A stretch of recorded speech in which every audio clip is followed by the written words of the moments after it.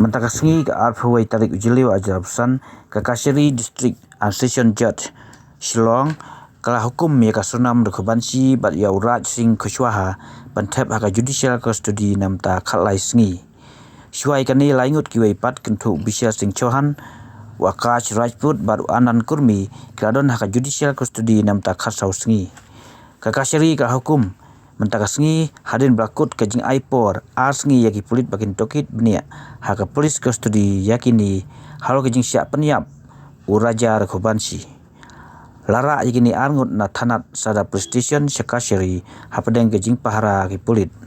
Nongiasaid an ket nakaling kesoka jela utusial canda wadairu asistan public prosecutor ula pentip bagi pulit kim 98 por syuk bantukit yakini bat ke Kashari ka pha banset yaki khalai Sngi haka judicial custody syua ban ira beng syak Kashari hadin belakut kani ka Sngi.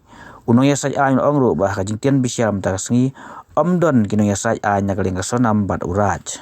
Both the accused were produced today before the court. The custody is over today.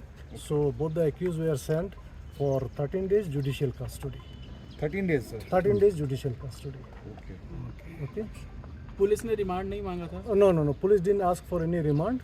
Just prayed for judicial custody.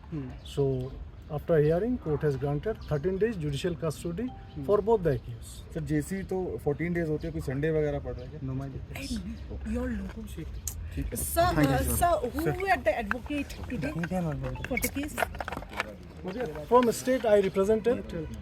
Then from defense, no legal aid was present. Only that. Sir, when will be the next production then? You just count from today, after 13 days. So today is judicial custody is given from today, no? You count? So 13 days. So she will be staying in Shillong district jail. Yes. Okay, thank you, sir.